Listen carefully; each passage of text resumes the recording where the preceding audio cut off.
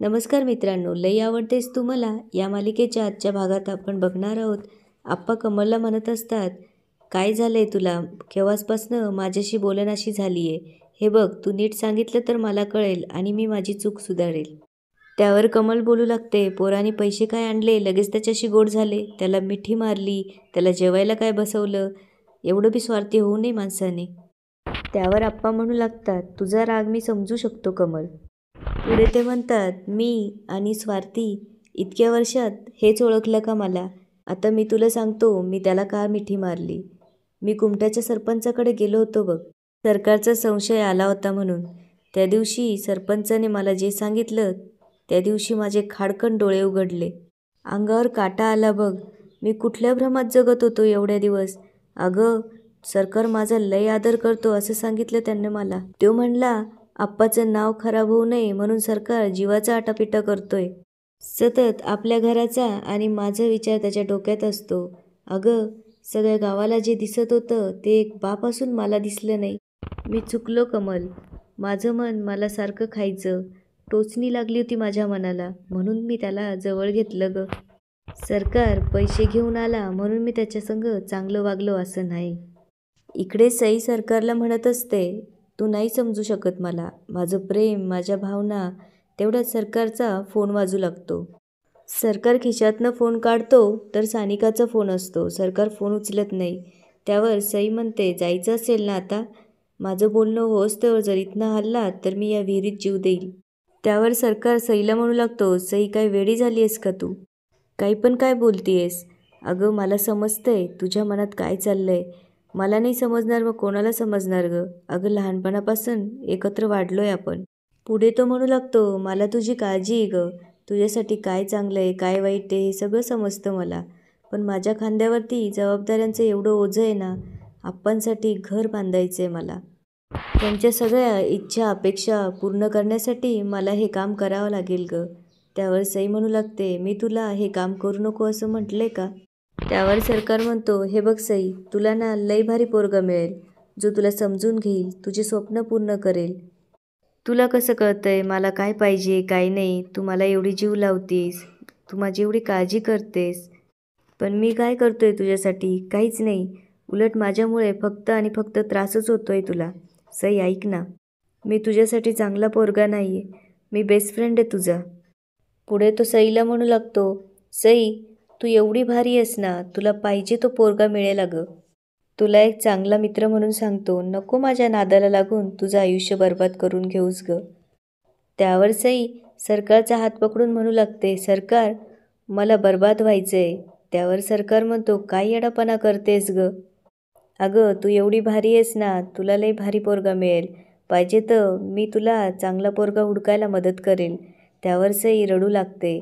त्यावर सरकार म्हणतो, भारी पोरगा मिळायला भारी तोंड लागतं. असं रडकं तोंड पाहिल्यावर कोणी तुला पसंत करणार नाही. तुला याच्यापेक्षा भारी गोष्ट सांगू का? तू माझी पहिली बेस्ट फ्रेंड आहेस. त्यावर सई रडत असते. सरकार तिला म्हणतो, सई, अगं हास की.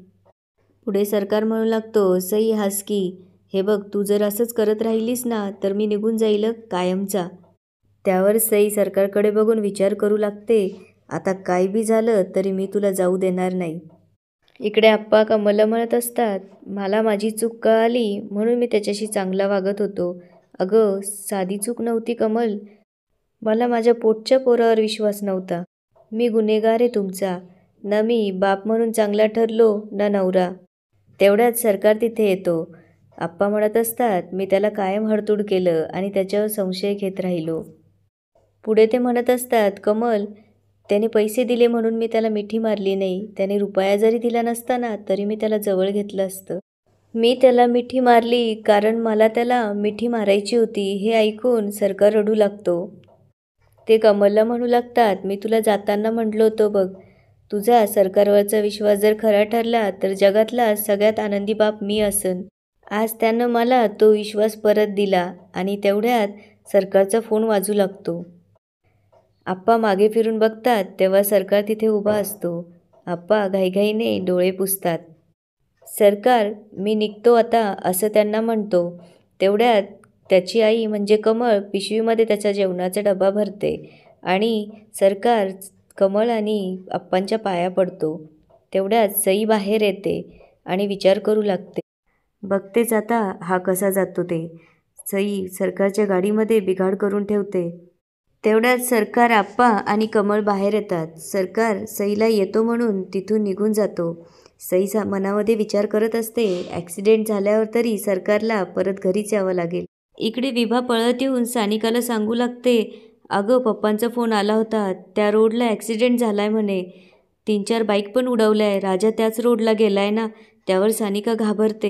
विभाच्या हातातून मोबाईल घेऊन सरकारला लावू लागते, पण तो उचलत नसतो. त्यामुळे सानिका आणखीच घाबरते आणि विभाला विचारू लागते, राजा फोन का उचलत नाहीये? चल आपण तिकडे जाऊया. तेवढ्यात सरकारची गाडी तिथे येते. सानिका सरकारला बघते आणि त्याला जाऊन मिठी मारते. सरकारला काही समजत नसतं. सानिका सरकारला म्हणू लागते, यापुढे मला एकटीला सोडून असं कुठंच जायचं नाही. तेवढ्यात साहेबरावांची गाडी येते. सानिका आणि सरकारला असं पाहिल्यावर साहेबरावांना राग येतो. सानिका सरकारला म्हणत असते, राजा अरे किती फोन केले मी तुला, तू माझा एक पण फोन उचलला नाही. तुला जर काही झालं असतं तर मी काय केलं असतं? तेवढ्यात साहेबराव सानिका म्हणून आवाज देतात. सानिका सरकारपासून बाजूला होते.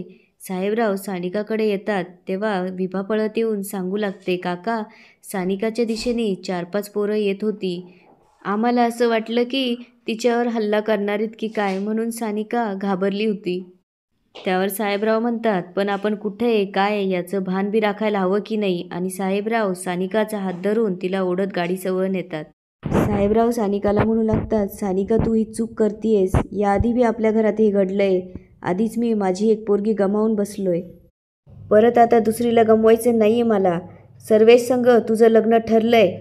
त्यावर सानिका बोलते, पण पप्पा माझं ज्याच्यावर प्रेमच नाहीये त्याच्यासंग मी सुखाने राहू शकेल का? पुढे ती म्हणते, माझं राजावर प्रेम आहे आणि मला खात्री आहे की राजा बी माझ्यावर तितकंच प्रेम करतो. त्यावर साहेबराव म्हणतात, राजाचं तुझ्यावर प्रेम आहे हे फक्त तुला माहिती आहे. तो तशी हिंमत करणार नाही. त्यावर सानिका म्हणते, नाही पप्पा मी त्याच्या डोळ्यात माझ्याबद्दलचं प्रेम पाहिलंय. त्यावर साहेबराव सानिकाचा हात धरून चल म्हणतात आणि राजाकडे घेऊन जातात. सानिका म्हणू लागते, राजा माझं तुझ्यावर लई प्रेम आहे आणि तुझं पण आहे ना माझ्यावर? त्यावर सरकार मात्र काहीच बोलत नाही. त्यावर सानिका म्हणते, बोल ना राजा, तू जर आत्ता नाही बोलला ना तर आपण परत कधीच एकत्र येऊ शकणार नाही. राजा मात्र खाली मान घालून उभा असतो. त्यावर साहेबराव म्हणतात, मला माहीत होतं तसं काही बी नसेल म्हणून. समजलं तुला? आणि ते पुन्हा सानिकाला हात धरून घेऊन जातात. सानिका राजाकडे बघत असते.